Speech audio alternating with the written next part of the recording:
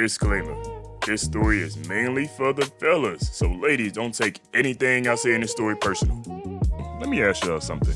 Have y'all ever been on a three-man before? And if you have, then congratulations. You want a cookie? You nasty freaky fuck. But if you don't know what a three-man is, let me put y'all on game real quick. A three-man is when three dudes and three females link up, thinking it's about to be a perfect vibe. But in reality, it's really just 6 different personalities trying to force chemistry that might not even be there. And if one person isn't feeling it, you might as well cancel the whole thing. But the only way you'll ever be in this type of situation is if your homeboy set up everything. Because let's be real, my nigga, you don't have any hoes. Anyway, once that one homeboy line up everything, the group chat is lit. Everybody is hyped, bits getting put together, niggas picking out cologne like it's their first date. But hear me out. A three-man is not only about looks, it's about chemistry too. Because if the personalities do not match, oh yeah, it's over with. Because now, you got one girl quiet as hell, one girl loud for no reason, and one walking in with a full attitude.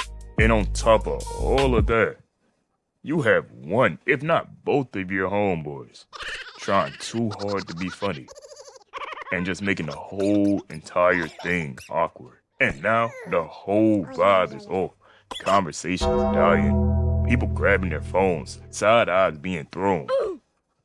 And then all it takes is that one weird moment for the whole night to be over with. Mission failed. And the three-man I went on, yeah, that shit ain't just failed. It crashed. Alright, so boom. One day after I got off the clock, my homeboy Tim texted me asking me if I wanted to come over, which I did not have a problem with, and I replied back to him, I'm on the way. After I get to his crib, I see my other homeboy there, so let's call him Jay. And as soon as I step out the car, both Jay and Tim had the fattest smile on their face. And from that, I already knew that they wanted a favor out of me.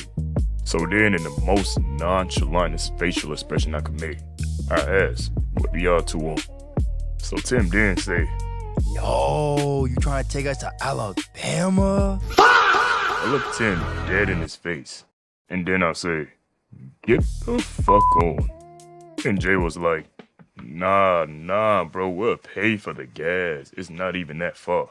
It's only like 2 hours away. Bruh. And then I say, yo, get the fuck out of my face. He ain't even tell me what was the reason, but knowing from y'all two, let me guess.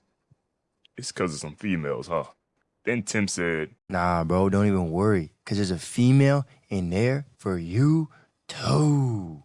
Then he proceeded to show me a picture of what she looked like. And when I tell you, she was some fine shit, I'm talking about milk, chocolate, slim, thick, petite. Hey. Get back to the story and stop glazing. Yeah, whatever. But she was most definitely worth a 2-hour drive. Hey, so boom. After all the talking, after all the planning, and after going back and forth with each other, we finally locked in and made that 2-hour drive. And the whole ride, we're just sitting there thinking about how all of this is gonna play out. Low-key, overthinking every little thing. Time is moving slow as hell, traffic feeling longer than expected. But we stay committed. And by the time we getting close, everybody getting quiet. But we're just locked into the moment. Then, after what felt like forever, we finally pulled up to their house. So, about 15 minutes go by, still no sign of them. At this point, I'm heated. Until one little thing happened. What happened, you may ask? All 3 females came outside. And when I tell you, they was looking good as fuck, my mouth dropped. talking about all 3 looking delicious. I'm thinking, oh yeah, that little ride was worth it for sure. So before we even get out the car, they waving at us to come in. Best believe I had the most devious grin on my face before I left out the car. And as soon as we stepped inside the house, Jay and his girl didn't waste any time. No small talk, no nothing. They barely got words out before they headed straight to the back room, like everything was already understood. So fast forward about 10 minutes later, and all 4 of us just sitting on the couch chopping it up. We're low-key waiting on somebody to make that first move, because the energy was kind of awkward, but it wasn't terrible yet. Then out of nowhere, Tim and his girl stand up and start walking towards the back room without saying nothing to anybody. Now mind you, me and my girl honestly wasn't even paying no attention to them at this point. We was too locked in our own little conversation. So now, it's just me and my shorty left. So we continue talking for about 10 minutes, but then we just get closer all of a sudden. And then closer, and then closer, to the point where we were face to face. Now at this point, we're just looking each other deep in the eyes, both blushing. Passion is in the air. Lust is in the air. And then, out of nowhere, all I hear is,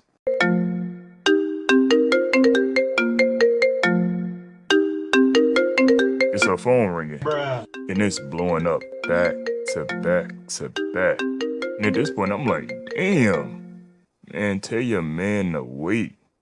And then she hit me with the, oh boy, please, that's my homegirl calling. I don't know what she want, but she can wait. And then a couple seconds later, all I hear is, boom! So I look to my left, and all I see is the friend that Tim was with busting out the room. She yell out in the hallway, oh, your friend is weird as fuck. He got me fucked up. Oh, y'all must thought I was easy.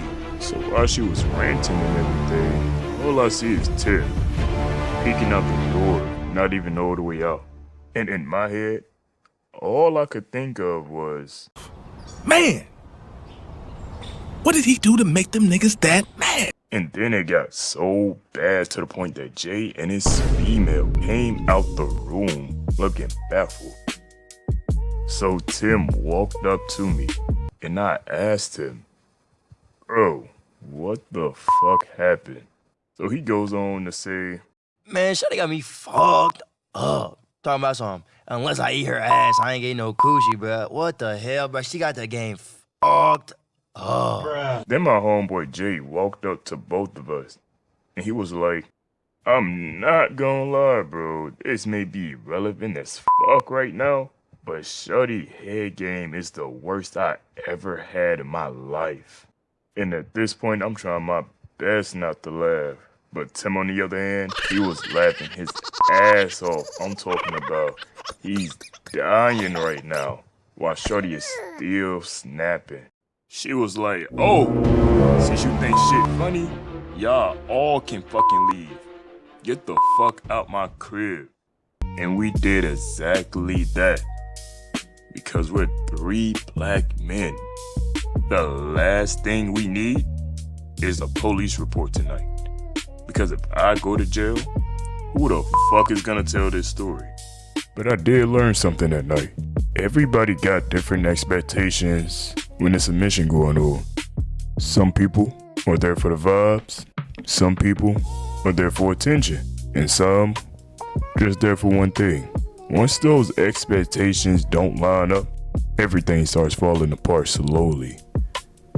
And that's exactly what happened. But more of the story. Everybody got limits. But you probably should know your homeboy's limits before you include him on any plan. But hey man, if y'all ever been on a mission that went this bad, drop it in the comments. I need to know I'm not the only one who survived some dumb shit like this. But that's it. Make sure y'all like, comment, and subscribe. And I'll see y'all in the next one. Niggas want a hand up, but ain't believing me.